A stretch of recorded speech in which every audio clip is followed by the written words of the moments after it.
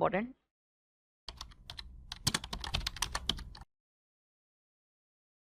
On the board now.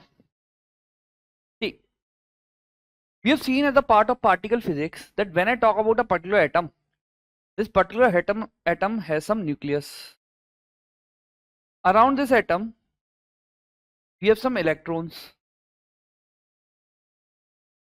Now, what we saw that when I talk about this particular atom, the nucleus is binded out of strong nuclear force, and this electrons are binded to the nucleus because of the electromagnetic force, that is the force between the negative and the positive particles or the charges. Now understand one thing.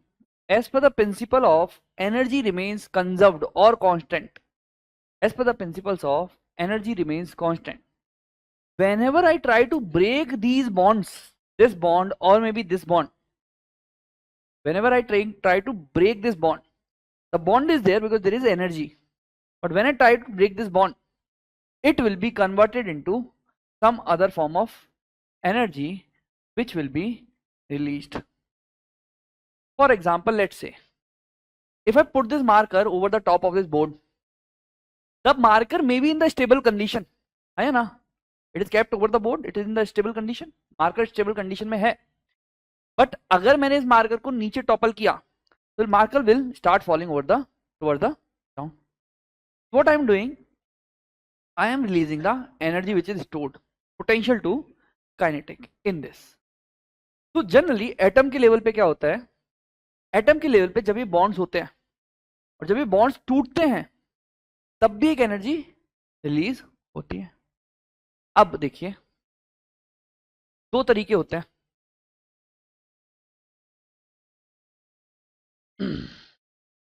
दो तरीके होते हैं. या तो दो छोटे छोटे particles, दो छोटे छोटे एटम्स आए और एक बड़ा एटम बना दें, या फिर एक बड़ा एटम आए बाय सम एक्टिविटीज, कुछ भी हम न्यूट्रॉन्स हिट कर रहे हैं, जो भी हिट कर रहे हैं, उसकी वजह से छोटे छोटे एटम में स्प्लिट हो जाए. इन द प्रोसेस क्या हो रहा है, इस प्रोसेस में जब दो छोटे छोटे एटम कंबाइन हो रहे हैं तो एटम के आपस के बॉन्ड्स टूटेंगे, वो दूसरे एटम के बॉन्ड्स के साथ जुड़ेंगे. ठीक है, तो जब भी एटम के बॉन्ड्स टूट रहे हैं then there is a release of some energy. Same इसमें आप दो छोटे छोटे एटम बना रहे हैं, तो पहले सारे बॉन्ड्स टूटेंगे या बॉन्ड्स टूटेंगे एटम के, फिर वो जुड़ेंगे, दो छोटे छोटे एटम बनेंगे. In both these process there is energy which is released. अब whenever I combine these two small atoms, जब मैं दो छोटे छोटे एटम्स को कंबाइन करता हूं, इसको बोला जाता है fusion. You are fusing the things, आप आपस में आके फ्यूज कर रहे हो.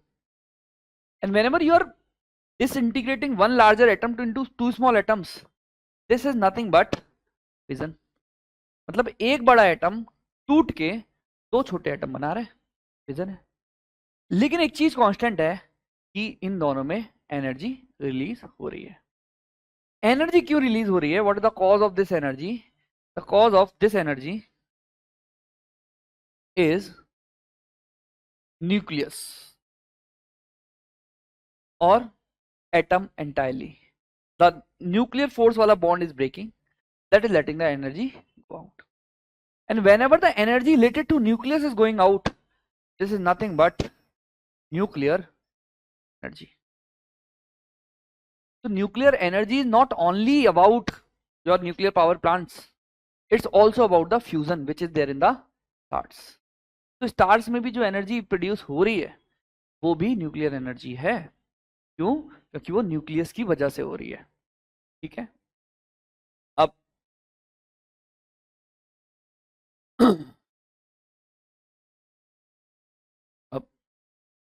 हमने देख लिया यार, जब दो छोटे छोटे एटम्स आ रहे हैं, कंबाइन हो रहे हैं, एक बड़ा एटम बन रहा है. लेट्स से मैंने दो हाइड्रोजन एटम्स को कंबाइन किया, एक बड़ा एटम बना हीलियम.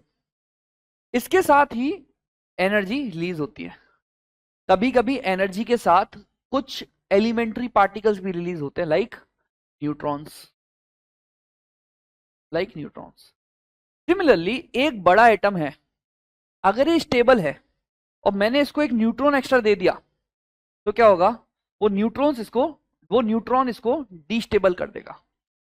अगर मैं अभी स्टेबल हूं, आपने मुझे धक्का मारा, मैं क्या हो जाऊंगा, डिस्टेबलाइज हो जाऊंगा। सेम एटम के लेवल पे when you are giving one extra neutron to this, so atomic number and atomic mass will start disbalancing. That extra neutron will start making two other stable atoms. एक atom था पहले stable था, आपने उसे जब एक extra neutron दे दिया, वो अनस्टेबल हो गया। जैसे वो अनस्टेबल हुआ, वो क्या करेगा, दो स्टेबल एटम्स में टूटने की कोशिश करेगा। ठीक है, आपको शायद ये पता होगा कि अर्थ पे कुछ ही एटम्स होते हैं जो स्टेबल होते हैं, बाकी सारे एटम्स अनस्टेबल होते हैं। अब जब भी एटम अनस्टेबल होते हैं, या तो वो दो पार्ट में टूट जाएंगे या फिर रेडियो एक्टिव डिके होता रहेगा। ठीक है, तो एक एटम है जो स्टेबल है, अगर मैंने इसे एक्स्ट्रा न्यूट्रॉन दिया तो ये दो स्मॉल स्मॉल स्टेबल एटम्स में टूट जाएगा। अभी जब दो स्मॉल एटम्स में टूट रहा है, उस प्रोसेस में हो सकता है कुछ न्यूट्रॉन्स भी बाहर आए और एनर्जी तो मेरे को मिलेगी ही। ठीक है, तो इन दोनों केसेस में एनर्जी मिलती है। अब इसको हम बहुत डिटेल में अभी देखेंगे, बट ये देख लेते हैं, न्यूक्लियर फ्यूजन एक बार देख लेते हैं। आप एक बात समझिए, nuclear fusion is about two small atoms, दो छोटे atoms coming together and fusing to release the energy. Generally those two small atoms are small in size, very small size atoms combining to make a larger atom. The idea is the nuclear fusion to start, those two small atoms to fuse together, you need a hell lot of energy initially. आपको starting में ही बहुत सारी energy चाहिए so that वो दो छोटे छोटे atoms आपस में आके फ्यूज हो जाएं। अगर आप वो एनर्जी नहीं दे रहे हैं तो वो फ्यूज होंगे ही नहीं। अर्थ पे in normal circumstances you want find any fusion reaction, नहीं दिखेगा आपको। तो स्टेबल एटम में पड़े रहेंगे, बट अगर आपने उसे बहुत सारा प्रेशर दिया, टेम्परेचर बढ़ा दिया, एनर्जी दी, तो वो फ्यूज होंगे और एनर्जी देने के बाद एनर्जी रिलीज करेंगे। मैं फिर बोल रहा हूं आपको, ऐसे अगर दो एटम्स पड़े हैं, two atoms are lying, let's say small atoms are lying on the earth, they will not fuse. You have to give a lot of pressure, increase the temperature and energy, but once they fuse they will release the energy. बात समझ में आई? अब stars में ये possible है कि stars are moving at a very good speed, they have the initial energy. तो stars में it is possible because of their compacting, they are in the under pressure, the gases are under pressure. Earth कैसे बना? All those small small particles came under the pressure made the earth. So in star the pressure is huge, the temperature is huge. So those small particles, they are combining, they are fusing and creating the energy. So whatever energy you see right now from the sun as a star is energy out of fusion reaction. Fusion है वो, दो hydrogen atoms अर्थ सन के आपस में आ रहे हैं और एक लार्ज एटम बना रहे हैं और एनर्जी बना रहे हैं। बट उधर पॉसिबल है, स्टार्स पे पॉसिबल है, क्योंकि उधर प्रेशर है, टेम्परेचर है और इनिशियल एनर्जी भी है, बट अर्थ पे पॉसिबल नहीं है इन नॉर्मल सर्कमस्टेंसेस। तो हमने क्या किया, हमने अर्थ पे वो एनवायरनमेंट को क्रिएट करने की कोशिश की। We tried duplicating the environment what ever exist on the stars on the earth so that we can create a fusion reaction in the lab conditions. Why we are doing it? क्यों कर रहे हैं हम? Why we are doing the experiments over the fusion reactors or fusion with the fusion reactions?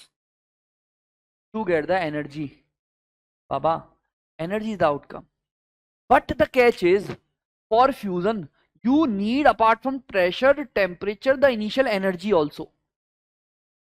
Initial energy. What I'm saying, you need the initial energy on earth and then you will get the final energy. Ab, let's say, board पे now, I want you to increase your concentration. If the initial energy, आपने जो initial energy दी है इसको, वो अगर 10 joule की है और फाइनल एनर्जी जो आपको मिली ये 7 जूल की है, क्या कोई काम है इस एनर्जी का? if you are giving 10 joules for the reaction to start, but you are finally getting 7 joule, is it justified? Is it practically feasible? No, because you are giving more energy than you are generating the energy. Right now, whatever experiments, ध्यान सुनना, right now, whatever experiments that have been conducted on Earth related to this fusion have not been successful in terms of positive energy ratio. What I'm saying, always the energy we are giving right now in fusion on Earth is more than whatever energy we are getting from that fusion reaction. जो दे रहे हैं वो ज्यादा है किस energy से जो हमें मिल रही है.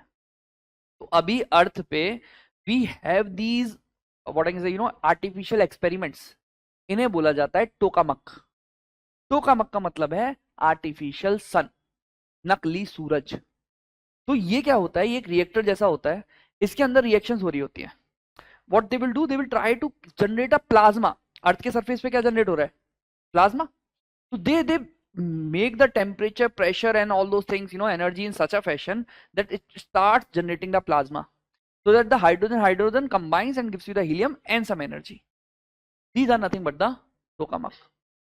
Now, one of the very first tokamak or the very famous tokamak is ITER, International Thermonuclear Experimental Reactor.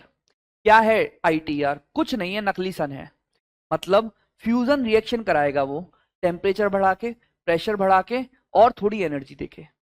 But मैं फिर आपको बता रहा हूं, अभी तक अर्थ पे जितने भी टोकामैक एग्जिस्ट करते हैं उन्होंने एनर्जी ज्यादा ली है देने से. तो मतलब वो प्रैक्टिकली वायबल नहीं है. अगर प्रैक्टिकली वायबल हो जाते तो मैं क्या करता, एनर्जी जनरेशन में ले लेता उनको. मतलब अगर अभी हम जो एनर्जी ले रहे हैं ये हम न्यूक्लियर पावर प्लांट से ले रहे हैं, हम फ्यूजन वाले रिएक्शन से नहीं ले पा रहे हैं. क्यों? क्योंकि वो प्रैक्टिकली फिजिबल नहीं हुआ है. उसको ज्यादा एनर्जी देनी पड़ रही है जो एनर्जी हम ले रहे हैं उससे. ठीक है, तो ये क्या बोलते हैं इसको, टोकामक. ये देखो न्यूक्लियर फ्यूजन का एक रिएक्शन है. तो एक मशीन टाइप होती है. You start again the particle start revolving at a higher speed. Hydrogen को आप बहुत स्पीड पे रिवॉल्व करना चालू करते हो, प्रेशर बढ़ा देते हो, टेम्परेचर बढ़ा देते हो, एनर्जी मतलब हाइड्रोजन रिवॉल्व कर रहा है. ठीक है, now when the hydrogen revolving you are giving the energy, temperature ज्यादा है, दिस प्रेशर ज्यादा है, तो वो प्लाज्मा की तरह बिहेव करना चालू करता है एंड देन स्टार्ट फ्यूजिंग. तो हमने फ्यूजन रिएक्शन तो अचीव कर ली है, मैं बता रहा हूं आपको, फ्यूजन रिएक्शन हमने कर चुके हैं, पॉसिबल भी है. बट क्या वो फ्यूजन रिएक्शन प्रैक्टिकली और कॉमर्शियली वायबल है? वो नहीं है. क्यों? क्योंकि एनर्जी जो हम दे रहे हैं वो ज्यादा है जो एनर्जी हमें मिल रही है उससे. ठीक है, ये देखिए, although not a good video, but still you will see something here. This is plasma, the real image or the real video of tokamak.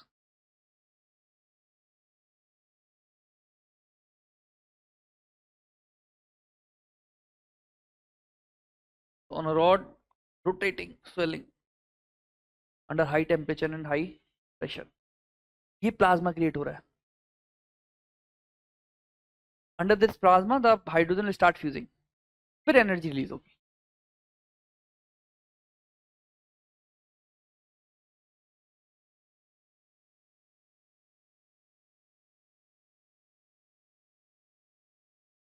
ठीक है, समझ में आया? अब बात करते हैं न्यूक्लियर फिजन की. न्यूक्लियर फिजन में आपको इनिशियल एनर्जी नहीं देनी. आपको इनिशियल एनर्जी नहीं देनी. आपको क्या करना है, you have to take a material, which when hit by the neutron, अगर मैं उसमें न्यूट्रॉन फेंक के मारूं तो वो अनस्टेबल हो जाए. तो अगर मैंने कोई एक ऐसा मटेरियल ले लिया जिसको मैं फ्यूल बोलता हूं और मैंने न्यूट्रॉन फेंक के मारा, तो मेरे को क्या मिल जाएगा, 2 स्मॉल एटम मिल जाएंगे जो कि स्टेबल हैं, 3 और न्यूट्रॉनोज मिल जाएंगे और एनर्जी मिल जाएगी. अब ये इतना आसान नहीं है. आप एक चीज समझिए, जनरली क्या होता है, आपने एक न्यूट्रॉन मारा, आपको 3 न्यूट्रॉन और मुफ्त में मिले. ये 3 न्यूट्रॉन और 3 एटम्स को जाके हिट करेंगे, वो और 3 लाएंगे, 9 मिल गए. वो और 9 न्यूट्रॉन 9 एटम्स को हिट करेंगे, 9 × 3 = 27. अब if it starts from 1 neutron you are getting many neutrons. What if this chain reaction is not controlled? What if this chain reaction is not controlled? There are two conditions. या तो you are able to control the chain reaction. You are able to control the chain reaction. कि भाई जब मैं बोलूंगा आप रुक जाना, जैसे जब मैं चाहूं न्यूट्रॉन्स निकलना बंद हो जाए या फ्यूल हट जाए वहां से, चेन रिएक्शन कंट्रोल कर लूं. दूसरा अनकंट्रोल्ड चेन रिएक्शन कि मेरे कंट्रोल में ही नहीं है चेन रिएक्शन, न्यूट्रॉनों कितने हिट कर रहे हैं वो देखो. आप ऐसे मत समझो कि मैं सिर्फ 8 एटम रखूंगा. आप 8 एटम नहीं रख सकते, आपको 100 ग्राम 200 ग्राम 50 ग्राम 10 ग्राम ऐसे रखना पड़ेगा. और एक 10 ग्राम में या 1 ग्राम में बिलियंस ऑफ एटम्स होते हैं. Are you getting my point? 8 atom 9 atom नहीं रख सकते, कुछ ग्राम में रखना पड़ेगा, उसमें बहुत सारे एटम्स है. मेरी बात समझ में आ रही है? तो अगर चीजें अनकंट्रोल हो गई तो एनर्जी रिलीज होती रहेगी होती रहेगी होती रहेगी और इतनी होगी कि ब्लास्ट हो जाएगा. And that is nothing but atomic bomb. लेकिन अगर एनर्जी रिलीज हो रही है उसे मैं कंट्रोल कर पा रहा हूं, कम ज्यादा बंद, कम ज्यादा बंद, कम ज्यादा बंद, that is nothing but nuclear energy or electricity from the nuclear power plants, or I should use the nuclear power plants here. That is nothing but the nuclear power plants. ठीक है. अब मुद्दा आता है यार कि मैं कंट्रोल कैसे करूंगा. देखिए होगा क्या, बोर्ड पे देखिए. एक चैम्बर है और मैं फिर बता रहा हूं ये टॉपिक इंपॉर्टेंट है इस साल के लिए. देयर हैज बीन बिल, क्या है, कौन सा बिल है? शांति एक्ट है ना. It has transformed the India's trajectory altogether in terms of nuclear energy production. Till date or till Shanti Act, there was no private player allowed in the nuclear energy production. But it has reformed the history. I don't know how many of you followed the economic history of India, but when I talk about economic history of India, we started with the license Raj, or we started with the industrial policy, which was the very major of 1976. And which made the things into baskets of A, B, C. C was a list of almost 17 things where the private sector could not participate at all, like railways, like atomic energy. With time, at the time of LPG reforms, it reduced to 7 items. And the day on which we are talking, before the Shanti Act, it was reduced to 2 items, railway and atomic energy. So Shanti Bill has done what I can say, done the efforts to take that atomic energy out of public sector. मैं क्या बोलना चाह रहा हूँ, उस list में सिर्फ public sector company ही open कर सकती हैं, रेलवेज या फिर एटॉमिक एनर्जी में. ठीक है. बट शांति ये एक्ट के बाद अब प्राइवेट सेक्टर भी अलाउ कर दिया है.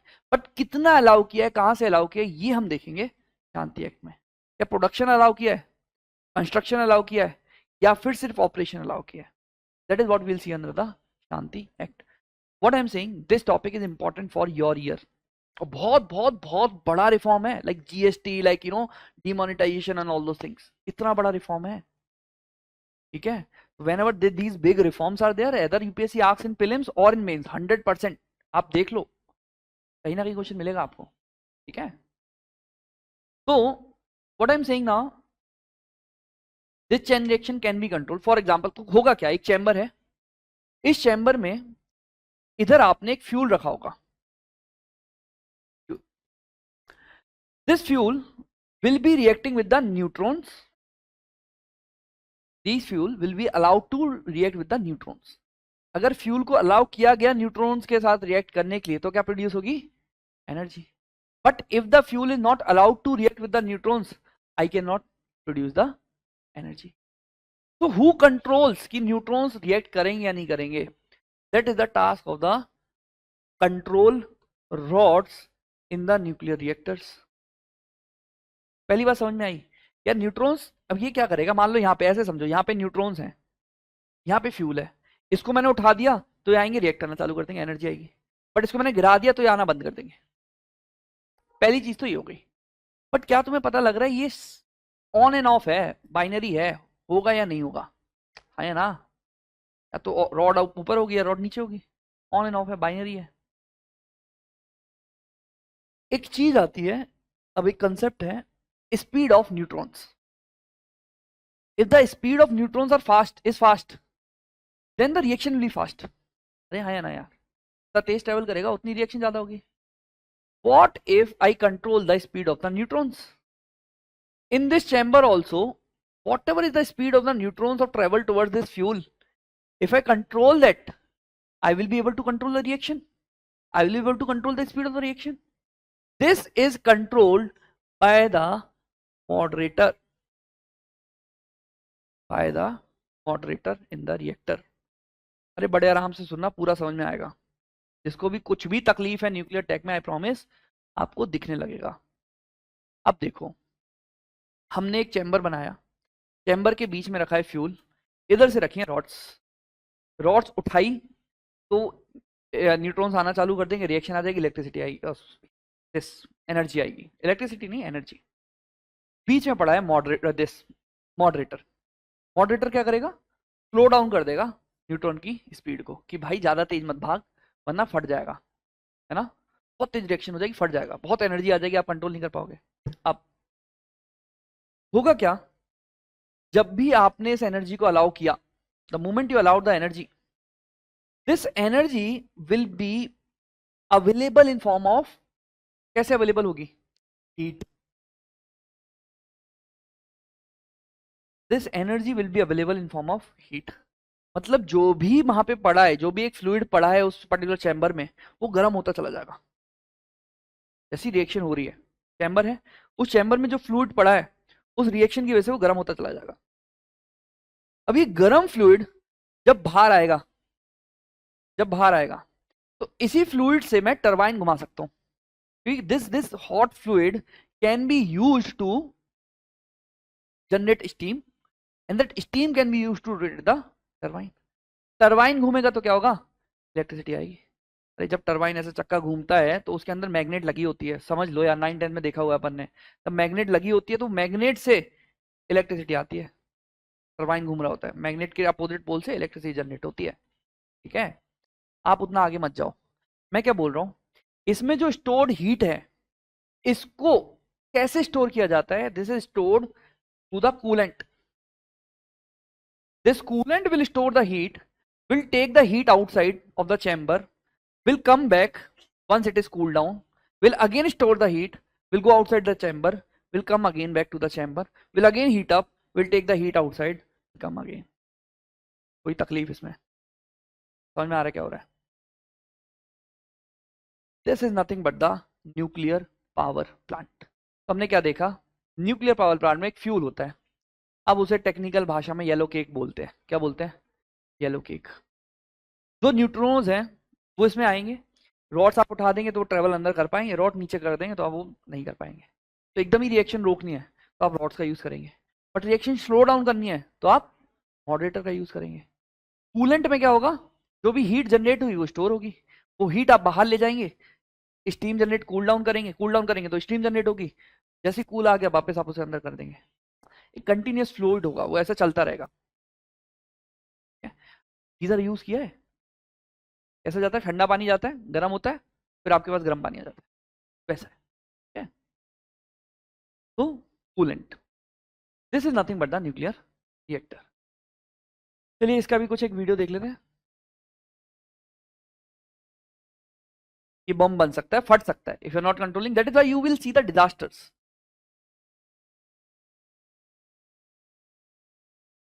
In tiny amount of mass, E is equals to mc square. Now the things are, see, this is the rods and all those things.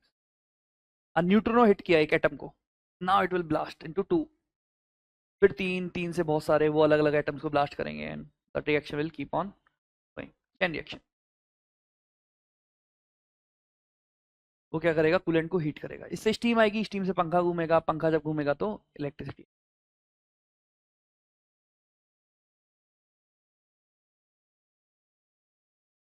ये ब्लास्ट कर सकता है. We have to control it with the control lots or the moderators, and that is why you will see many of the nuclear power plants blast, right? Chernobyl blast सुना होगा, right? Russia के Ukraine. ठीक है.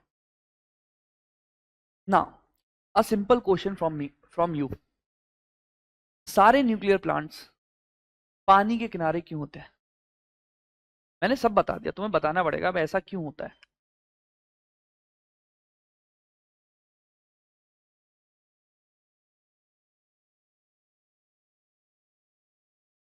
पानी को moderator use करोगे तो next ऐसा पानी चाहिए, बट पानी को जब आप कूलेंट की तरह यूज करोगे, you need a lot of water, बहुत सारा पानी चाहिए आपको, कंटिन्यूस फ्लो करना पड़ेगा ना चैम्बर से, continuous flow will be there. Generally power plants are situated near the coast, rivers or maybe the oceans for the same reason. चलिए तो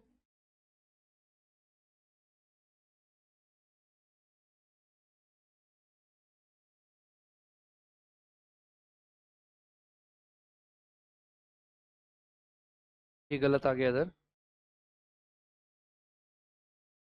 ये गलत प्लेसमेंट हो गई है ना। What is fusion? Process where tool, अब हमने दो चीजें देखी हैं, फ्यूजन देखा है, फिजन देखा है, ठीक है। फ्यूजन किसमें हो रहा था? स्टार्स में, दो छोटे छोटे आएंगे बड़ा बना देंगे। फिजन क्या था? न्यूक्लियर पावर प्लांट्स में, एक में आप न्यूट्रिनो मारोगे, एनर्जी नहीं दे रहे हो आप, सिर्फ न्यूट्रिनो दे रहे हो, एक एक्स्ट्रा न्यूट्रिनो, सो दैट वो अनस्टेबल हो जाए, ठीक है। The process where two light nuclei combine to form this releasing energy requires extremely high temperature, pressure, and even initial energy to overcome electrostatic repulsion.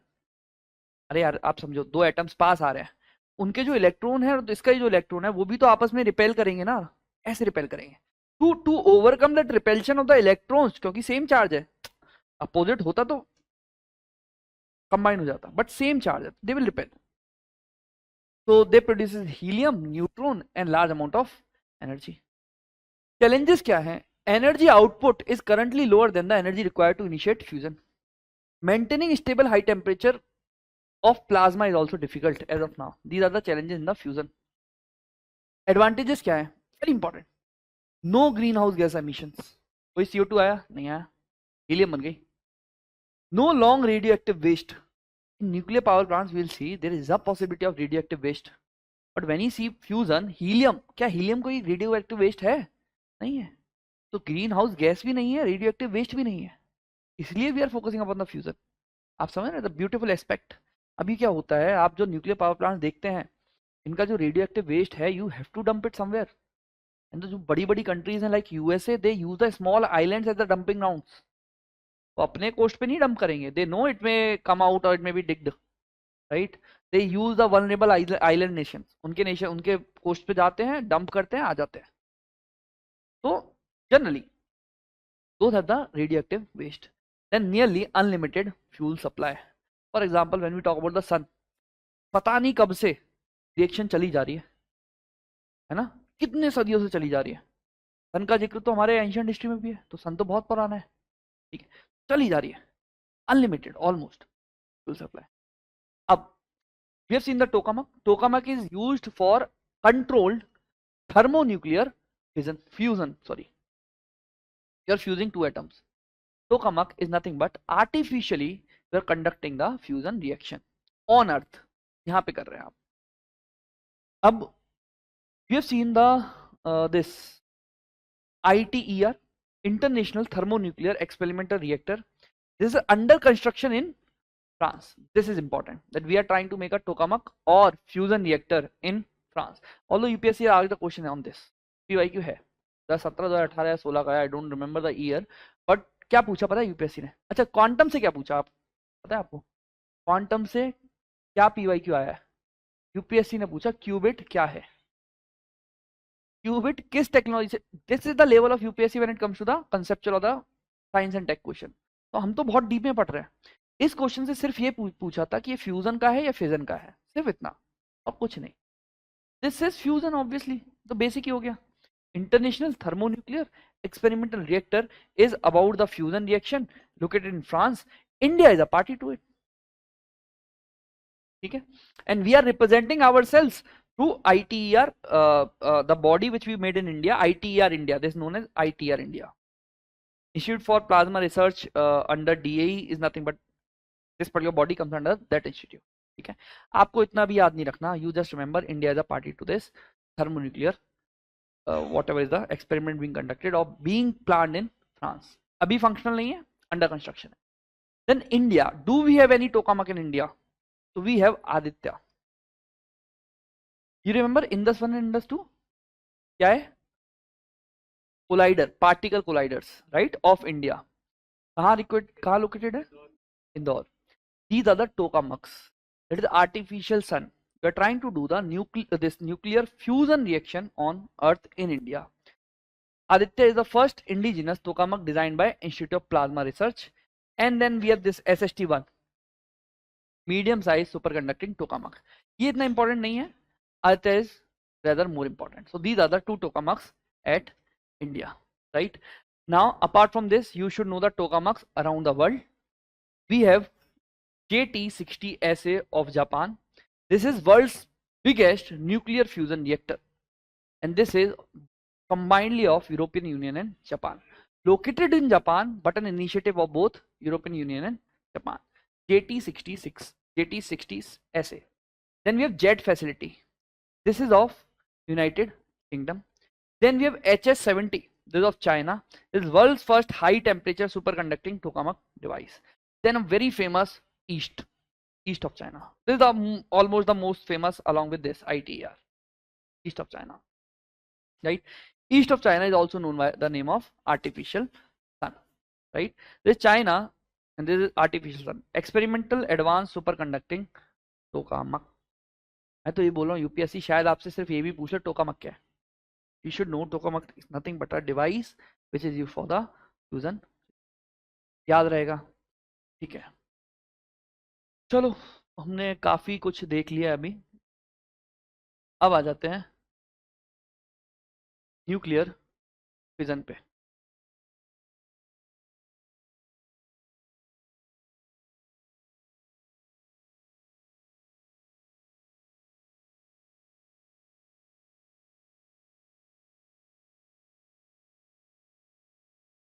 Nuclear fission में क्या होगा? एक container होगा. ये कंटेनर क्या बोला जाता है? Nuclear power plant. इसके सेंटर पे फ्यूल रखा जाएगा. Then there will be the lots.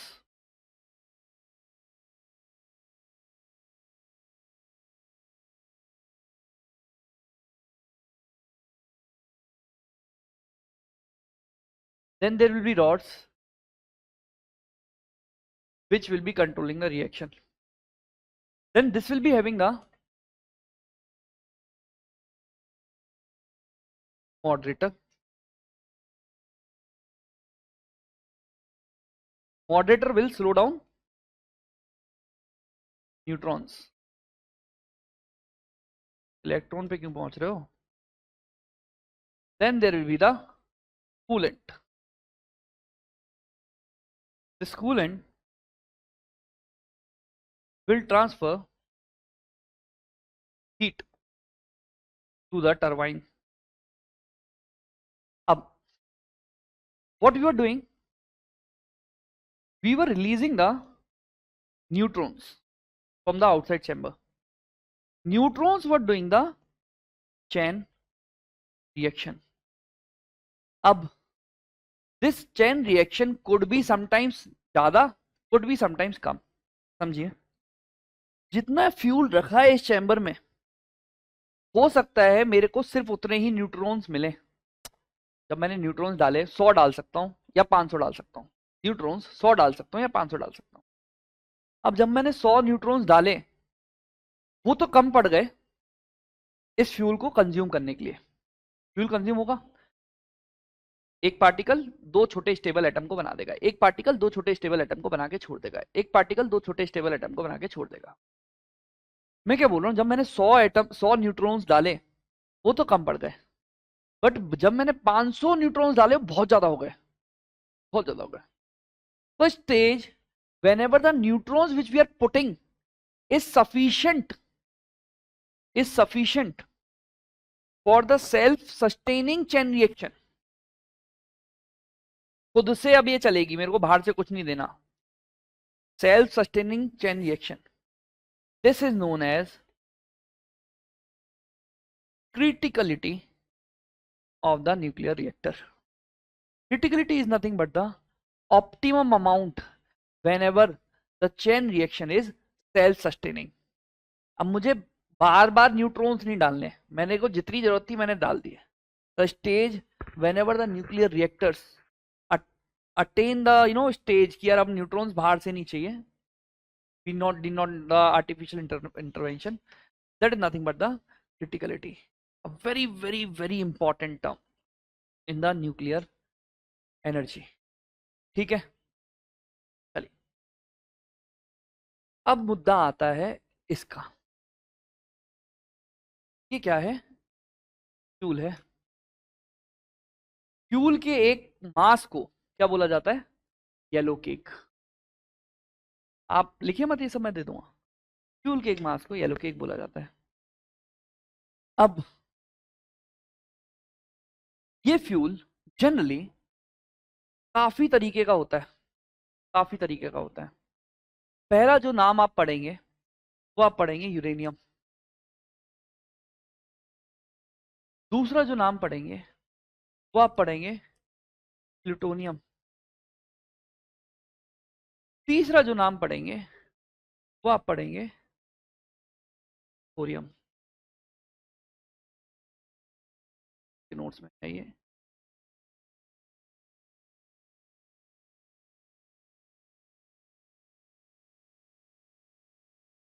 Uranium, plutonium, thorium. बस एक मिनट मुझे ढंग से सुनना. Just listen to me for the next 1 minute. I will repeat it in English also. But ये बहुत जरूरी है to understand the nuclear technology, specially the stages of nuclear power plants. सुनिए, जब मैं बात करता हूँ एक यूरेनियम, लेट्स से ये एक यूरेनियम का पीस है. इस यूरेनियम के पीस में आपको दो टाइप के यूरेनियम मिलते हैं, यूरेनियम 238 एंड यूरेनियम 235. ये यूरेनियम 235 और यूरेनियम 238, पहले बात तो है क्या? ये कंपोजिशन है यूरेनियम का. मतलब अगर मैं बात करूं यूरेनियम 238 की, तो ये तो 99.3% होता है और यूरेनियम 235.7% होता है यूरेनियम में. बट सर क्या फर्क पड़ता है इससे? यूरेनियम 235 जो है वो फिजाइल है इन नेचर. मतलब जैसे ही आपने इसको एक न्यूट्रॉन दिया, ये फट लेगा, ये दो एटम में कन्वर्ट हो जाएगा, फिजाइल है. But when I talk about uranium 235, this is fertile in nature. मतलब आपने जब इसे न्यूट्रॉन दिया या दो न्यूट्रॉन दिए, ये डायरेक्टली नहीं फटेगा, ये डिके होगा आराम से और ये कन्वर्ट होगा किसी और फॉर्म में. तो जब इसे एक्स्ट्रा न्यूट्रॉन मिलता है और ये डिके होने लगता है, तब ये अपनी फॉर्म को बना लेता है प्लूटोनियम 239. प्लूटोनियम 239 हमें नेचुरली नहीं मिलता. आप समझो, हमें यूरेनियम मिला, एक आप गए, आपको यूरेनियम मिला, यूरेनियम में आपको 238 मिला, 235 मिला. जब रिएक्शन हो रही है न्यूक्लियर रिएक्टर में इधर, तो क्या रिएक्ट करेगा, 235 या 238? सिर्फ 235 रिएक्ट करेगा, 238 रिएक्ट नहीं करेगा. I am repeating it again now. What I am saying, when I talk about uranium, we found naturally it as uranium 235 238 combined in a single thing, and 93.7%, sorry, 99.3% is uranium 238, 0.7% is uranium 235. Uranium 235 is fissile in nature. That is, when you will hit a neutrino to it, it will be blasting into two stable atoms. But uranium 238 is directly not fissile. It will not be blasted into two atoms. First, it will absorb the neutron, then it will do the radioactive decay, then it will blast into two atoms upon the neutrons. Like फिर से आपको एक neutron मानना पड़ेगा. पहले क्या होगा, neutron मिलेगा, न्यूट्रॉन से डिके होगा, डिके होके it will be plutonium 239, then you will again hit a neutron, sorry, then it will blast. अब मेरी बात समझ रहे हैं? मतलब अगर आप रिएक्शन कर रहे हैं, ये रिएक्ट नहीं करेगा, फर्टाइल है, कन्वर्ट कर सकते हैं बट डायरेक्टली रिएक्ट नहीं करेगा। समझना, स्टेजेस समझने के लिए बहुत इंपॉर्टेंट है। तो ये नेचुरली नहीं मिलता, this is don't find, we don't find naturally, but this is something which uranium 238, this something which uranium 238 plus electron, sorry, neutron upon decay will be converted into। बात समझ में आई? नेचुरली नहीं मिलता, बट अगर फिर आपने प्लूटोनियम में एक न्यूट्रॉन दे दिया, मार दिया, फिर ये दो एटम में फट जाएगा, स्टेबल हो जाएगा। ठीक है, अब एक बात समझिए, जब मैं बात करता हूं यूरेनियम की, एक टर्म यूज होता है, the term is uranium enrichment. इसका मतलब क्या है? बहुत सिंपल सी भाषा में, यूरेनियम में सिर्फ U235 रिएक्ट कर रहा है। अगर मैं इसकी प्रोपोजिशन बढ़ा दूं उसमें, वही एनरिचमेंट है। मान लीजिए आप यूरेनियम 235 को 5% कर दो, तो वो यूरेनियम एनरिचमेंट है। Uranium enrichment is nothing but you are increasing the percentage of uranium 235 in the uranium और in your fuel. How the theory goes, theory says that if you do the enrichment beyond 10% or 15%, it will not be in your control then. Can't control the chain reaction. ये bomb बन जाएगा. So whatever nuclear power plants operate, they either use the natural uranium. Natural uranium मतलब in this 0.7% is uranium, or they contain the uranium maximum to maximum enriched at 4%, 5% or 6% for the electricity. Beyond 15% वो atomic bomb है। ठीक है, मतलब 15% अगर ये हो गया और 85% ये रह गया तो बम बनेगा सीधा। और आपको इलेक्ट्रिसिटी जनरेट करनी है, या तो आप नेचुरल से कर लीजिए, या फिर उसे आप थोड़ा बहुत एनरिच करके 5-6% तक ले जा सकते हैं, उसके बाद आप कंट्रोल नहीं कर पाएंगे। मेरी बात समझ में आई? अब एक और चीज जो एंट्री लेती है पिक्चर में, वो है थोरियम। देखिए, यूरेनियम नेचुरली मिल रहा था, यूरेनियम नेचुरली मिल रहा था, प्लूटोनियम नेचुरली मिल रहा था नहीं। प्लूटोनियम कैसे मिल रहा था? यूरेनियम 238 को आप न्यूट्रॉन दे देंगे, फिर उसे बोलेंगे बैठा रहे थोड़ी देर, 2-3 महीने बैठा रहे, तेरा डिके होना चालू होगा, फिर तू प्लूटोनियम 239 बन जाएगा। जैसे ही प्लूटोनियम 239 बन गया, आप उसे उठा के लाएंगे, फिर से आप उसमें न्यूट्रॉन दे के मारेंगे। जैसे ही आपने न्यूट्रॉन मारा, तो फट जाएगा। मतलब नेचुरली नहीं मिलता। अब मैं आपसे ये पूछता हूँ, प्लूटोनियम 239 कैसे मिलेगा? फिर कहाँ मिलेगा?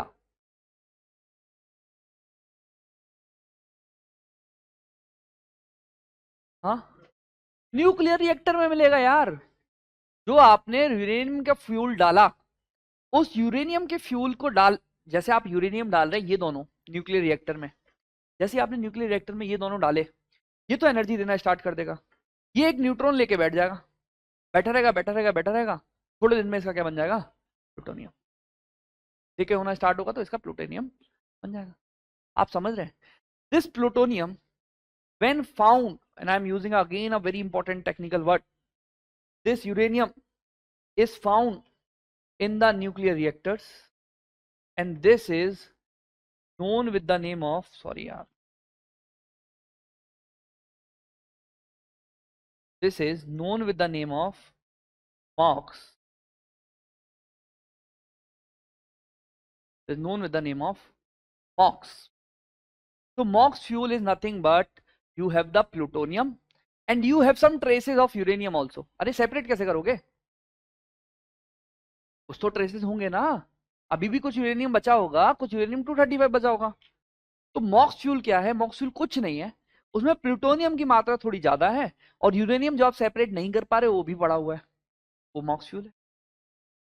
ठीक है, अब आ जाते हैं stages of nuclear power plants in India. Stages of nuclear power plants in India. इतनी कहानी समझ में आई सबको? अच्छा, थोरियम पे बात करना रह गया, थोरियम पे बात कर लेते हैं।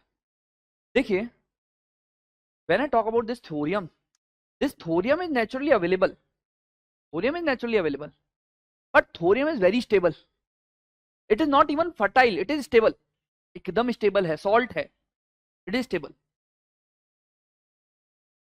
अब but when I do some plus and minus to this thorium, कुछ न्यूट्रॉन निकाल रहा हूं, कुछ इलेक्ट्रॉन डाल रहा हूं, when I do some plus and minus to this thorium converts into, कौन बताएगा,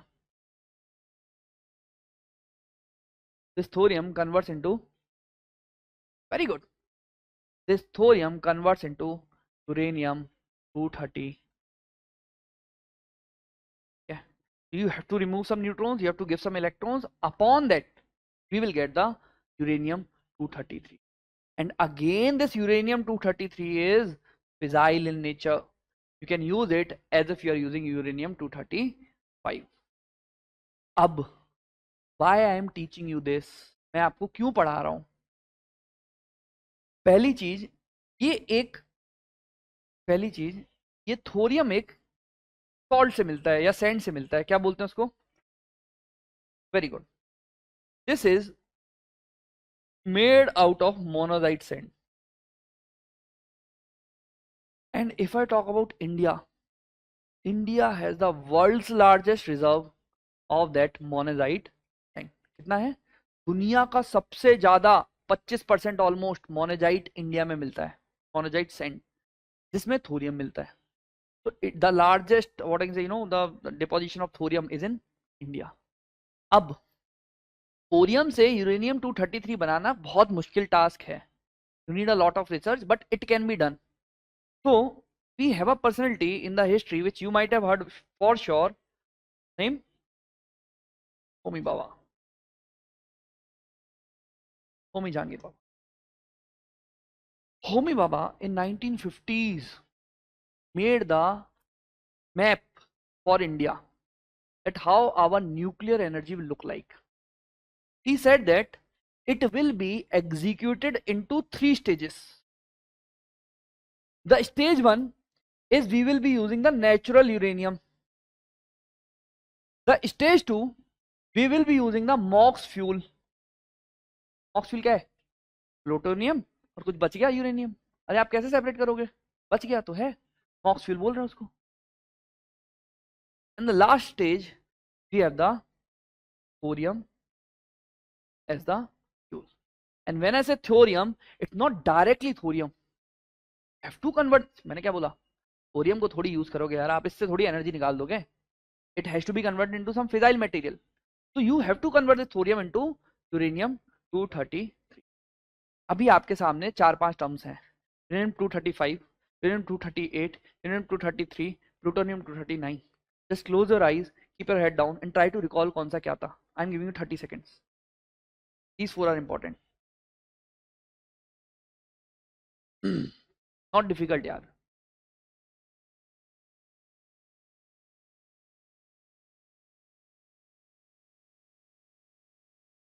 कहीं लिख भी सकते हो, थोड़ा रिकॉल कर पाओगे. एक बार हो गया फिर भूलते नहीं है ये चीज.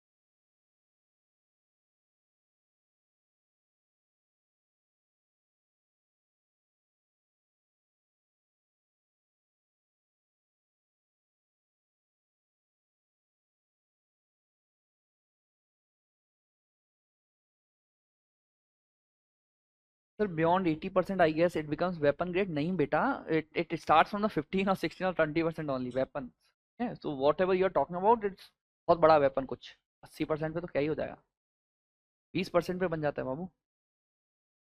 ठीक है चले आगे. तो स्टेजेस देख लिए हमने 1 2 3. थोड़ा और टेक्निकलिटी समझ लेते हैं आप, है ना, थोड़ा नाम के साथ, या let's say this fast breeder reactors क्या है and all those things on the board.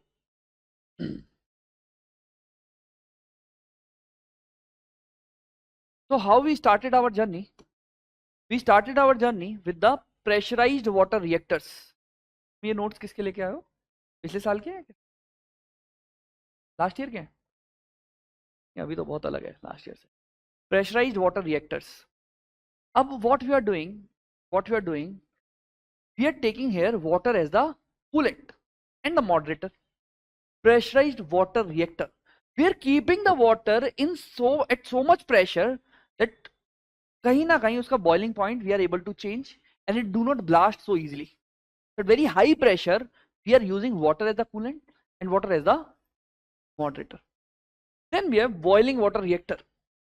A boiling water reactor में you are not putting the pressure, you are letting it boil, right? And there is more chances of blasting. So technically, or if I say which is more advanced, this is more advanced. Pressurized water reactor. India's first stage is neither this nor this. At the time of independence or beyond, or during the independence, we were making these. But when the Homi Babaji made the 3 stages of nuclear power plant, he kept the first stage at the pressurized heavy water reactors. Compare this with pressurized water reactor. What is heavy water? D2O. What you are doing now, you are using the higher version of water. See, D2O is a heavy element of water. So when you make the heavy element, the boiling points come down. So it will be able to store more heat. ज़्यादा heat store कर पाएगा. You need to frequently, run the turbine. बहुत frequently आपको turbine नहीं like this. Sorry, you need not to change the coolant that frequently. It will be able to absorb more heat. Heavy atom है, right? That is nothing but the stage 1. So you are keeping a pressure. You are make the atom heavy. The coolant का atom. Then made that heavy. That is nothing but pressurized heavy water reactor. Then we have fast breeder reactor. What is fast breeder reactor? That you are running it with the MOX fuel. You have changed the fuel. What was the fuel here? Uranium. Natural uranium, not enriched. Natural uranium we are using here. What we are using here? MOX fuel, plutonium. And then we have the last stage, advanced heavy water reactors. What are advanced heavy water reactors? They will use uranium 233 or thorium as that is nothing but the third stage of nuclear reactors in India. तो ये तो कोई stage में नहीं है. देखो वापस से देख लेते हैं. Pressurise water, simple water stage में है ही नहीं. बॉइलिंग वाटर भी स्टेज में नहीं है. पहली स्टेज मेरी कहां से चालू होती है? प्रेशराइज्ड हैवी वाटर रिएक्टर से. क्या यूज करूंगा? यूरेनियम. कूलेंट क्या होगा? Heavy water. मॉडरेटर क्या होगा? Heavy water. Most prominent in India as of now. And what will be the by product? निकल के क्या आएगा इसमें से? प्लूटोनियम 239. यही तो पढ़ा है ना. एक न्यूट्रॉन लेके बैठ जाएगा वो. जो 235 है वो तो रिएक्ट कर जाएगा. तो 239 है, 239, 235 will react, will make the energy, will make the small atoms. But 238 will keep one neutron. आराम से it will let the neutron itself decay. Once it decays, the byproduct is plutonium 239. Right now in India, we have 2 organizations or PSUs dealing with the nuclear reactors. Although we have the third one recently, but standard we have 2. First is NPCIL, national power corporation. और nuclear power क्या है? National power है, nuclear power है. Nuclear power corporation of India limited. This is the oldest PSU of India, making the nuclear power reactors across the nation. Right now, if I talk about the stage 1 nuclear reactors, this is the PSU which is managing all the state level nuclear reactors. The first PW, this pressurized heavy water reactor in India, was made at Rawatbhata, Rajasthan in 1960s. सबसे पहला कहाँ मिला था, बना था? Rawatbhata. But is this the first nuclear power plant of India? Is it the first nuclear power plant of India? No. ऊपर से start करते हैं. अब ये 2 स्टेजेस में नहीं है. पहले हमारे न्यूक्लियर रिएक्टर्स ऐसे ही बन रहे थे. Pressurise heavy water reactor, enriched uranium. आप एनरिच करके डालेंगे 4%, 5% एनरिच करके डालेंगे. ठीक है. Ordinary water. कोई डाउट नहीं है? ये अभी भी एग्जिस्ट करता है कुदनकुलम तमिलनाडु में, और ये तारापुर महाराष्ट्र में यूएस की असिस्टेंस ने हमने बनाया था। ये भी, हाँ ये अभी भी है, राइट। ये कनाडा की असिस्टेंस से हमने बनाया था। फैक्चुअल है, इसमें क्या पढ़ा हूं मैं आपको, ठीक है। अब पहला जो न्यूक्लियर पावर प्लांट इंडिया का है, that is I think this Tarapur nuclear power plant, if I am not wrong, let me search. First nuclear power plant of India, हाँ ठीक है, तारापुर ही है, राइट। तो this is the first nuclear power plant in India. कौन सा है? Boiling water reactor है। कहां पर है? तारापुर महाराष्ट्र में है। एनपीपी न्यूक्लियर पावर रिएक्टर, याद रहेगा। इधर तारापुर याद रखना, इधर कुदनकुलम याद रखना, Tamil Nadu it is boiling water. The first is Rawat भाटा और PHWR। अब आ जाते हैं स्टेज 2 पे, fast breeder reactor. Fast breeder reactor में फ्यूल क्या यूज करेंगे आप? मॉक्स। मॉक्स का मतलब क्या है यार? प्लूटोनियम है और कुछ यूरेनियम के ट्रेसेस होंगे ही होंगे बचे हुए। मॉक्स फ्यूल वो होता है। मॉडरेटर इसमें एब्सेंट होता है। This generally don't need the moderator because you have some fuel which you want to consume, so we don't want to slow it down and all those things, ठीक है। इधर coolant क्या हम use करते हैं? Liquid sodium use करते हैं। Factually I can't help much. अब right now how many nuclear reactors we have in India at FBR? None. We have one, but that is also a prototype. Sample बना के दिया कि भाई देख लो सही चल रहा है या नहीं चल रहा। But operational if I say commercially viable, we don't have any nuclear power plant of stage 2 which is commercially viable. तो स्टेज 3 का होगा? अरे स्टेज 3 का होगा? नहीं होगा, स्टेज 2 ही हमारा कॉमर्शियली वायबल नहीं है। तो स्टेज 2 में एक है, बट वो क्या है? प्रोटोटाइप है। तो one prototype fast breeder reactor we have recently build at Kalpakkam Tamil Nadu. Kalpakkam Tamil Nadu. Advance heavy water reactor, again these are the thorium based reactors. क्या हम यूज करेंगे? या तो थोरियम 232, अगर क्वेश्चन में ये भी आ रहा है तो वो भी सही है, क्योंकि thorium 232 can not be use directly, you have to convert the thorium 232 to uranium 233। So if the examiner is putting this or this, both are right. Let me tell you very frankly. So it is heavy water. Either ordinary or heavy water you can use. It is under development, not functional in India. ठीक है, कोई doubt किसी को, कोई तकलीफ? अरे समझ में आ रहा है या नहीं आ रहा? ठीक है, एक थोरियम की फ्यूल साइकिल देख लेते हैं, कैसे thorium 232 converts to uranium 233। What is all not important, छोड़ देना, ठीक है। घर पे जाके सर्च कर सकते हो ये वीडियो या कुछ भी आपको रैंडम मिल जाता है। तो बहुत सारे रिएक्शंस होते हैं, then that is how it converts into uranium 233। But there is a beauty, I forgot, when I talk about this thorium, this is automated.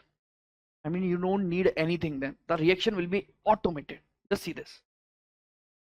ढंग से देखना। Never ending power loop.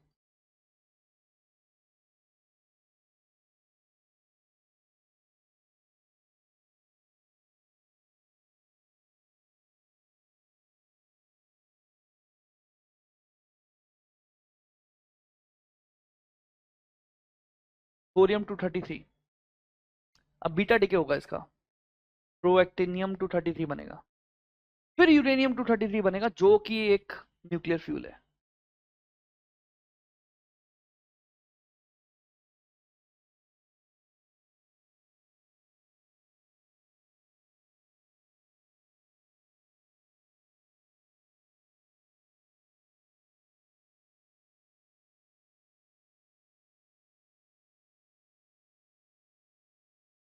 मुझे बताना हो क्या रहा है इसमें। देखिए छोड़ो, ये देखो कि 233 जब टूट रहा है वो थोरियम 232 दे दे रहा है, फिर थोरियम थोरियम 232 वापस से यूरेनियम 233 बन रहा है। ये नेवर एंडिंग हो गया।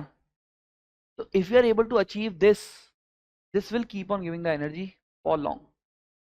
Never ending loop है। See, scientifically, as per the theory, when this will give you the energy, this will be converted into thorium 232. Thorium 232 will be converted into uranium 233.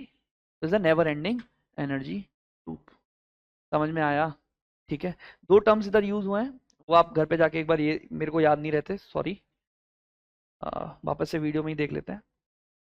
प्रोएक्टिनियम करके कुछ था, देन थोरियम 233 था, तो thorium 232, thorium 233, then प्रोएक्टिनियम जो भी है, then it is uranium 233।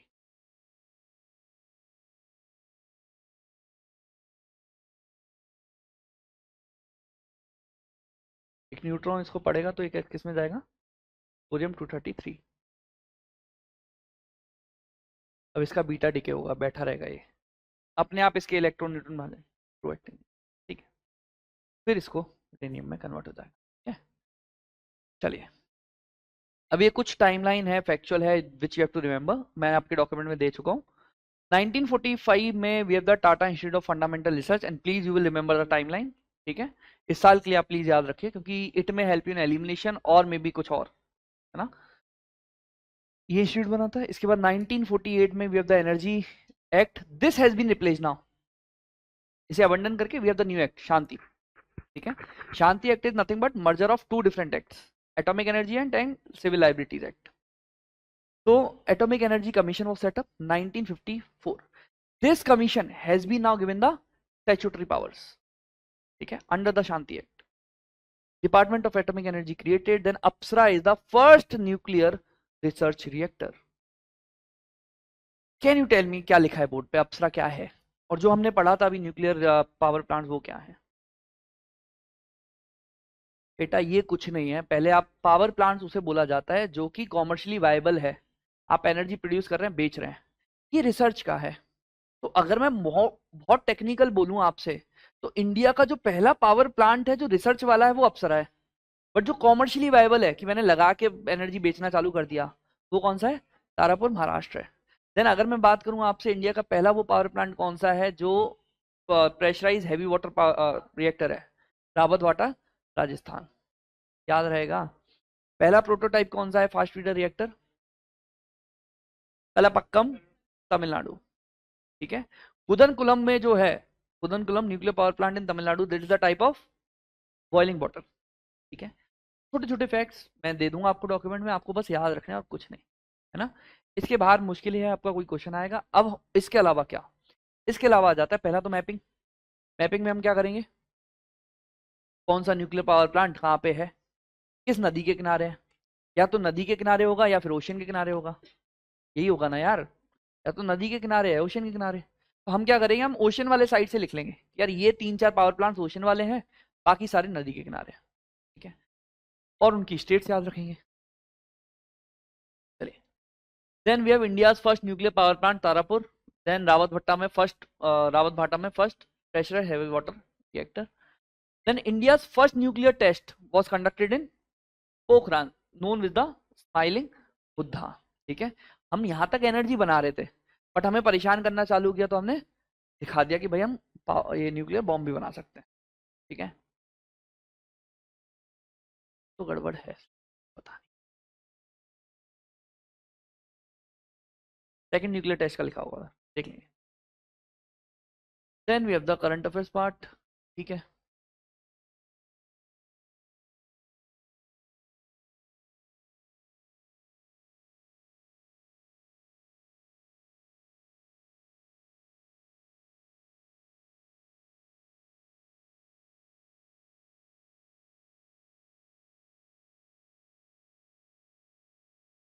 दिख रहा है बाबा, दिख रहे हैं, ये document I have given you, इधर से स्टार्ट कर लेते हैं, ये भी हमने छोड़ दिया। कुछ इकोनॉमी का पार्ट भी होता है, स्टेट्स, राइट। तो when I say about states, first of all economy and environment, वो भी हाथ क्या टैकल कर लेते हैं। न्यूक्लियर एनर्जी में प्रोडक्शन में सबसे ज्यादा कौन कर रहा है अभी वर्ल्ड में, US, then we have China, then we have France. But when I talk about which country is having the highest portion of energy from the nuclear, it is France. Nuclear energy में let's say 100 gigawatt, 80 gigawatt, 50 gigawatt, this the ranking.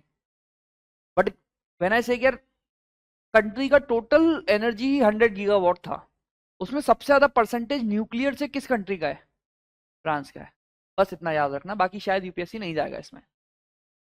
Uranium deposit पे आ जाते हैं, सबसे ज्यादा uranium deposit किस country के पास है, Kazakhstan, then Namibia, then Canada, then Australia. You have to remember these four, चारों याद रखने पड़ेंगे आपको, ठीक है, एक नहीं। इसमें these three, then in that year like proportion में कौन है, France. Done. Then we have India stats from nuclear energy, what energy we are producing, 8000 gigawatts, 8800। then this is the fifth largest energy source in India, ठीक है, fifth largest. विच largest, largest क्या है, thermal, right, कोल से जो हम कर रहे हैं almost 40-45% now, thermal is the largest in India, is the fifth largest energy source. 3% of our energy is coming from the nuclear reactors और न्यूक्लियर पावर प्लांट्स। टारगेट क्या है इसका, ये भी आपको याद रखना पड़ेगा। Target is 100 gigawatt by 2047। Please इसको अच्छे से याद कर लो, 100 gigawatt by 2047। You should know 100, you should know year 2047। जो अपना ये है क्या बना रहे हैं इंडिया को, विकसित भारत बना रहे हैं, ठीक है, इसका जो ईयर है वही इसका ईयर है। हाँ? तब तक रहेंगे नहीं रहेंगे ये नहीं पता, भारत विकसित होगा। और भाई एकदम जनरल, मतलब जो हम सेल्फ सफिशिएंसी की बात 1960 में कर रहे थे, 5 ईयर प्लान उठाओ तुम, 5 ईयर प्लान में तुम्हें दिखेगा ये सेल्फ सफिशिएंसी, बट उन्होंने आत्मनिर्भर वर्ड यूज नहीं किया बस।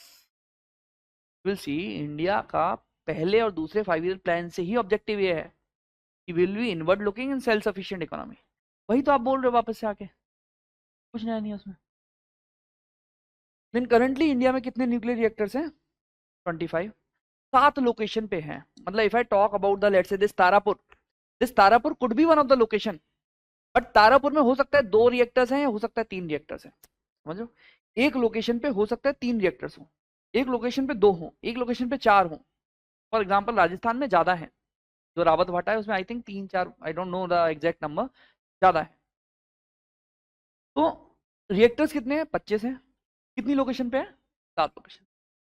यूरेनियम की बात करते थे तो ये तो हमने देख ही लिया, enrichment increase in percentage of uranium 235 in uranium, 6 से 8% तक इलेक्ट्रिसिटी सफिशिएंट है। उसके बाद न्यूक्लियर बॉम्ब बन जाएगा, और ये एटॉमिक बन जाएगा। न्यूक्लियर बॉम्ब 90% इंपॉर्टेंट नहीं है। अब कहाँ का मिलता है, थोड़ा ज्योग्राफी देख लेते हैं। Kadapa Andhra Pradesh, uranium is found in India in Kadapa Andhra Pradesh, Mahadev basin Meghalaya, areas of Rajasthan Karnataka, areas of Jharkhand like Jaduguda in Singhbhum belt. बस आप थोड़ा सा ऐसे घर जाके मैपिंग पे कर लेना। Then plutonium does not occur naturally, fissile material released as byproduct of first stage and also known as MOX fuel, but MOX fuel is a term with plutonium and uranium. Then thorium derived from monazite sand. India contains world's largest thorium reserves, almost 25% of the world's thorium, found on India's west and east coast, right? जल नदी के किनारे मिलता है। Fertile material है, upon decay can be converted into uranium 230। Fertile है, fissile नहीं है ना। देन न्यूक्लियर एनर्जी का timeline we have already seen. 1998 में इंडिया ने अपने आप को न्यूक्लियर वेपन स्टेट घोषित कर दिया था। 1998 that was the last which was not, ये हमने देख ही लिए 4 टेबल्स, राइट। अब देख लेते हैं जो 7 लोकेशंस हैं जिन पे 25 न्यूक्लियर पावर प्लांट हैं, उन 7 लोकेशंस को देख लेते हैं। 7 लोकेशन पे 25 न्यूक्लियर पावर प्लांट है। पहला तो तारापुर महाराष्ट्र, ये इंडिया का पहला न्यूक्लियर पावर प्लांट है। कौन सा टाइप है,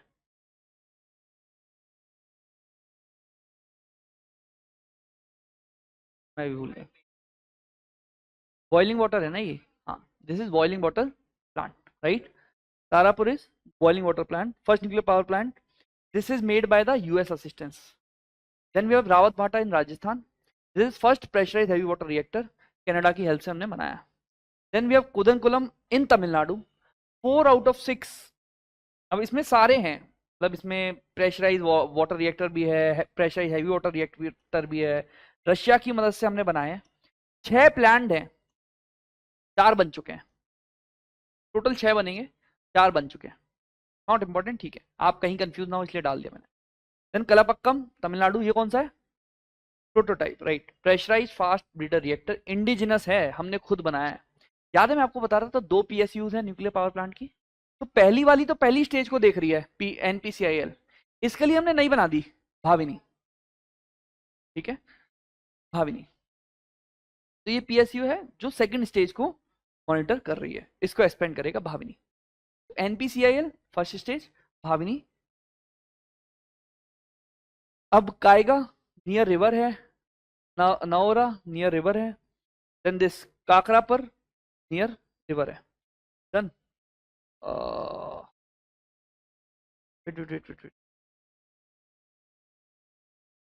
नियर ओशन है, तो इनकी हमने रिवर भी लिखनी है। कायगा कर्नाटक काली रिवर पे है, काकरा पर, काकरा गुजरात, गुजरात में घाघरा होता है एक, काकरा घाघरा दो चीजें होती हैं, तो वो रा से यू कैन रिमेंबर दिस काकरा, ठीक है। काकरापुर गुजरात, सेकंड लार्जेस्ट है आफ्टर कुदनकुलम, कुदनकुलम कहाँ था, तमिलनाडु। इंडिजिनस है किस रिवर पे, तापी रिवर पे। Then Narora Uttar Pradesh, this is near river, इसका रिवर देखना एक बारी, नहीं गंगा की कौन सी ट्रिब्यूटरी, गंगा ही है पक्का।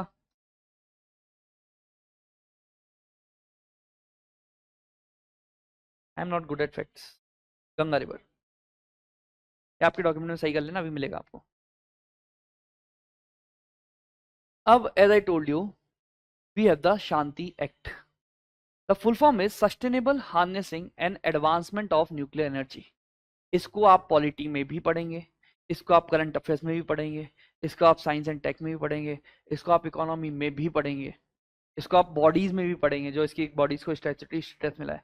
मैं तो कह रहा हूँ आराम से हर महीने अभी से इसको कम से कम 3-4 घंटे दो, इतना रिसर्च कर सकते हो इस एक्ट पे कर लो, फालतू नहीं, एक्ट ही मत पढ़ने बैठ जाना, but see what XYZ combinations you can make, you will find a question definitely on this, है ना। थोड़ा ज्यादा इंपॉर्टेंट है, थोड़ी इज्जत दे देते हैं और कोई बात नहीं, मैंने जितना कर पाया written on the board. So it allowed private sector for the first time, not in the development of the reactors, वो रिएक्टर नहीं बनाएंगे बट रिएक्टर को ऑपरेट करेंगे। मान लीजिए मैं एक बहुत बड़ी कंपनी चलाता हूँ, मेरा कंजम्पशन इलेक्ट्रिसिटी का है 100 गीगावाट, अगर वो 100 गीगावाट मुझे एक न्यूक्लियर पावर रिएक्टर से मिल रहा है, तो गवर्नमेंट बोलेगी आप ये न्यूक्लियर पावर रिएक्टर हमसे खरीद लो, आप इसे ऑपरेट कर लो, ऑपरेशन कर सकते हो आप उसका, आप उसे ऑपरेट कर सकते हो, बनाने का भी अलाउ नहीं किया है, ठीक है। तो it allowed the private sector for the first time for the nuclear power generation, not for the construction of the nuclear power reactors, mind you, again and again. So it helped India to reach 100 gigawatt nuclear power capacity by 2047। दो act को इसने repeal किया है, atomic energy act, civil liability for nuclear damage act. Atomic energy act से कुछ bodies बनाई थी हमने, राइट, और सिविल लायबिलिटी से व्हाट वी डिड कि अगर कुछ दुर्घटना घट गई तो लायबिलिटी किसके ऊपर जाएगी, या न्यूक्लियर पावर रिएक्टर जिसने बनाया उसके ऊपर लायबिलिटी जाएगी, फ्यूल जिसने सप्लाई किया उसके ऊपर लायबिलिटी जाएगी, या फिर जो ऑपरेट कर रहा है उसके ऊपर लायबिलिटी जाएगी। Who will be liable for the compensation? अगर 500 करोड़ रुपए देने हैं तो कौन देगा, कंपनी देगी, फ्यूल वाला देगा, या जो ऑपरेट कर रहा है वो देगा, कंपनी जिसने न्यूक्लियर रिएक्टर बनाया है, ठीक है। तो ये पहला एक था। अब इस पर्टिकुलर दिस शांति एक्ट ने स्टैट्यूटरी स्टेटस दे दिया है एटॉमिक एनर्जी रेगुलेटरी बोर्ड को, AERB located in Mumbai have also got the statutory status, okay, it is not had been established but status दे दिया कि now you come under the act, it ensures nuclear safety and quality assurance of the nuclear installations, department of atomic energy छोड़ो, then there is atomic energy redressal advisory council। तो अब जो भी compensation की हम बात कर रहे हैं, सिविल लायबिलिटी की बात कर रहे हैं, उसके रिड्रेसल के लिए we have this advisory council, है ना। अब अगर आपको अपील करनी है तो there has been the appellate tribunal for electricity, उसी को पावर दे दी गई है, कोई नई अपीलिएट बॉडी नहीं बनाई, ये बात याद रखना। शांति शक्ति में कंफ्यूज होता रहता हूँ, शांति एक्चुअली एक शक्ति और है, वो कोयला की है, कोल की पॉलिसी, तो जनरली शांति शक्ति में गेट कंफ्यूज, तो जैसे शांति, राइट। अब इसमें क्या हुआ है, अपीलिएट की कोई बॉडी नहीं बनाई है, डिस्प्यूट है तो वो यहाँ पे आप एड्रेस करा सकते हो, उसकी नई बॉडी है, बट ये अपीलिएट बॉडी ऑलरेडी एग्जिस्ट कर रही थी इलेक्ट्रिसिटी की अंडर द इलेक्ट्रिसिटी एक्ट, उसको ही पावर दे दी है कि आप अपील सुनोगे, ठीक है। तो there is no independent appellate body which has been created, already जो अपीलिएट बॉडी एग्जिस्ट करती थी इलेक्ट्रिसिटी एक्ट के अंडर 2003, राइट, हाँ, उसी को पावर दे दिया अपील की। Then we have nuclear liability fund, यार अगर कोई भी लायबिलिटी नहीं ले रहा तो इस फंड से पैसा दिया जाएगा, then nuclear damage claim commission, अगर किसी का क्लेम है अब न्यूक्लियर डैमेज को रिलेटेड तो ये अलग से बॉडी बना दिया, केसेस में severe nuclear damage will be dealt by this particular body. ठीक है, इतना कॉम्प्लेक्स नहीं है, 2-3 बार पढ़ोगे तो समझ में आ जाएगा, मेरे एंड पे कुछ समझाने का है नहीं, जो भी इंपॉर्टेंट था मैंने लिख के दे दिया आपको।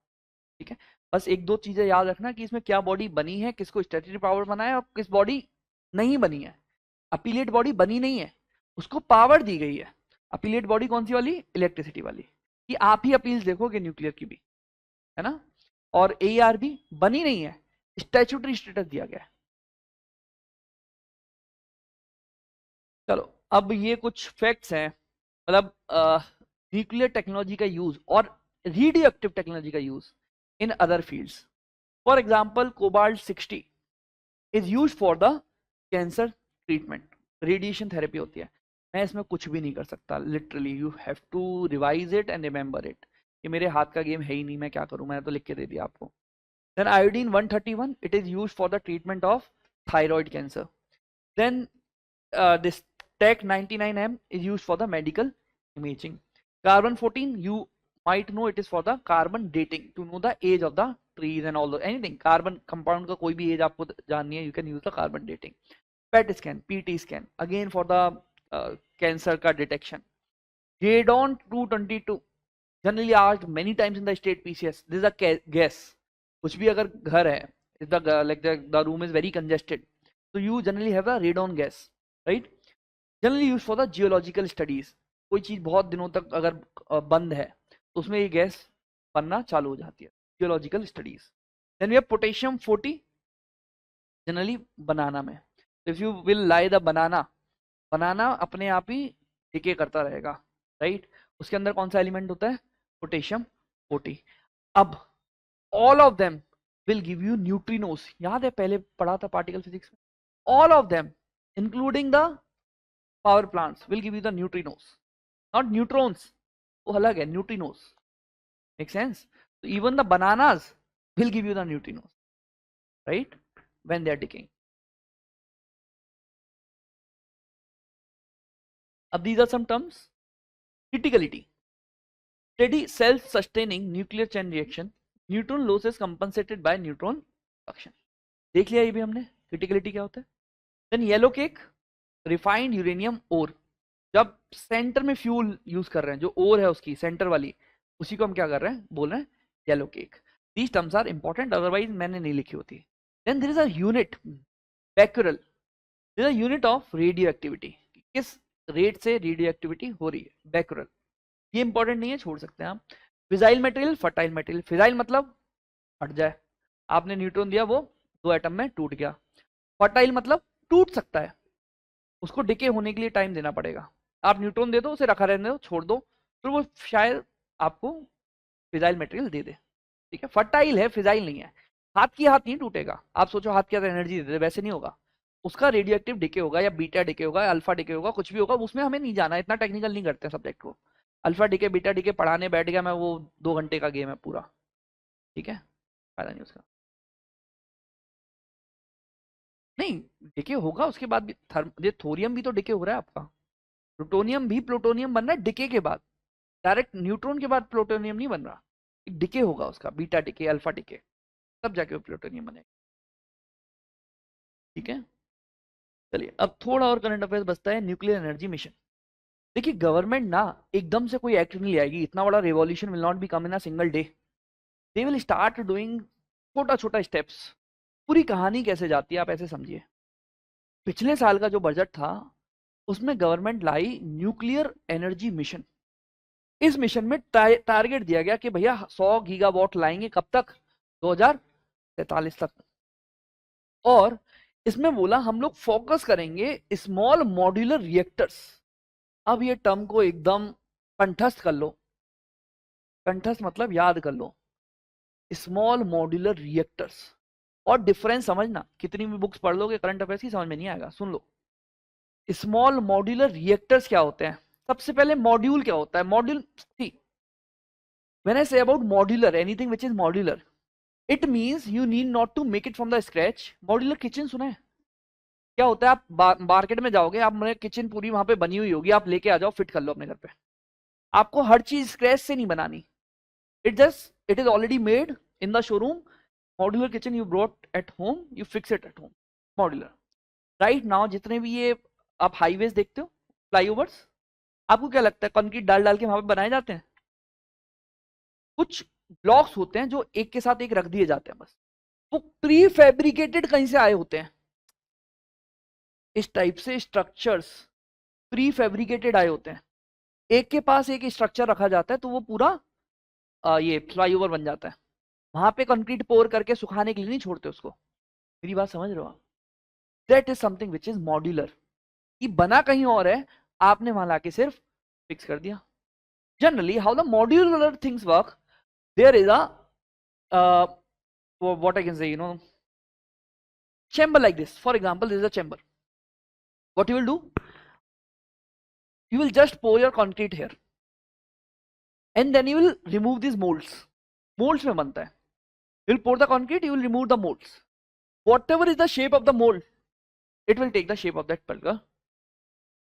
तो मॉड्यूलर रिएक्टर्स में हो क्या रहा है? मॉड्यूलर रिएक्टर्स में you are making the reactors through the moulds which are of predetermined sizes. पहले कहीं और जाके प्रीडिटरमाइंड साइजेस के मोल्ड्स, इस टाइप के मोल्ड्स बन रहे हैं, you are just taking the moulds with you then, ठीक है? Those are small modular reactors. These are not like the nuclear power plant, बहुत बड़ा साइज का रिएक्टर है, वैसा नहीं है, छोटे छोटे होते हैं। You put your fuel, you let it happen, energy will produce, ठीक है? अब गवर्नमेंट ने पहले बोला हम लोग सबसे पहला फोकस करेंगे न्यूक्लियर मॉड्यूलर रिएक्टर्स बनाने का और स्मॉल मॉड्यूलर रिएक्टर्स बनाने का।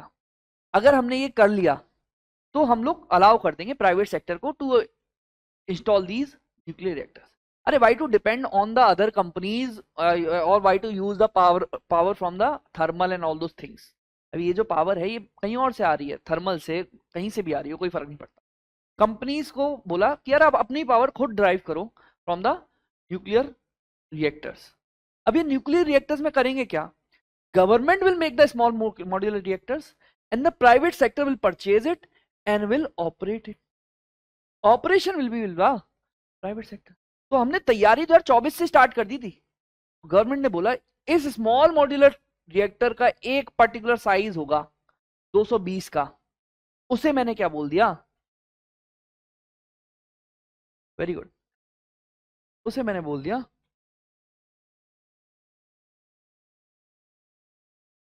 भारत मॉड्यूलर रिएक्टर्स और Bharat small reactor. Bharat small reactor कुछ नहीं है, वही स्मॉल मॉड्यूलर रिएक्टर का एक पर्टिकुलर साइज है। 220 को क्या बोल रहा हूँ? भारत मॉड्यूलर रिएक्टर बोल रहा हूँ। भाई कितने साइज के बनाएंगे? एक साइज फिक्स कर लो, उसी को बनाते रहेंगे। Bharat small reactors. तो what are small modular reactors? अगर कैपेसिटी 300 मेगावाट की है, that is small modular reactors. If beyond 300 megawatt, that is normal nuclear reactor, medium और whatever it is, not the matter of our concern. Small मतलब up to 300 megawatt. उसमें भी अगर 220 की capacity है, that is nothing but Bharat small reactors और Bharat modular reactors, ठीक है? ये इंडिजिनस है एंड द टाइप इज, अरे भाई काम खत्म नहीं हुआ, देखो इंडिजिनस है और बहुत इंपॉर्टेंट है। It is pressurise heavy water reactor. Capacity exact याद होनी चाहिए, exact 220 megawatt. Then it is developed by BARC and NPCIL combined. And this Bharat Small Reactor and that nuclear energy mission was launched separately in the single budget of last year. Make sense? इस साल क्या किया? एक act ले आए कि भैया ये तो बना लिया हमने, अब जिसको ऑपरेट करना है वो कर लो, क्योंकि पहले तो अलाउ नहीं था। पहले तो आप न्यूक्लियर एनर्जी कर ही नहीं सकते, private sector can not involve in the nuclear energy at all. Now it is allowed as per the Shakti Shanti act, ठीक है? तो private sector is allowed to operate the small modular reactor under the Shanti, ठीक है? यही कहानी है, खत्म हो जाता है। चलिए अब इंडिया के पास थोरियम के रिएक्टर्स हैं या नहीं है? इंडिया के पास थोरियम के रिएक्टर्स हैं या नहीं है? नहीं है ना, थर्ड स्टेज नहीं है, देख लिया हमने। बट हम बनाने की कोशिश कर रहे हैं, होमी बाबा ने कुछ प्लान दिया था, उसके हिसाब से हम बनाने की कोशिश कर रहे हैं। बट मैं बात करता हूँ चाइना की, चाइना ने बना लिया, ठीक है, ये बस आपको याद रखना है। हम बनाने की बातें कर रहे हैं, चाइना बना के बैठ गया। दुनिया का सबसे पहला, world's first molten salt thorium reactor has been made by China. This is a fact, you will remember. और एक और चीज बहुत इंपॉर्टेंट, एक इनिशिएटिव का नाम है फ्लीट मोड इनिशिएटिव। क्या नाम है? Fleet mode initiative. कुछ नहीं है, समझिए।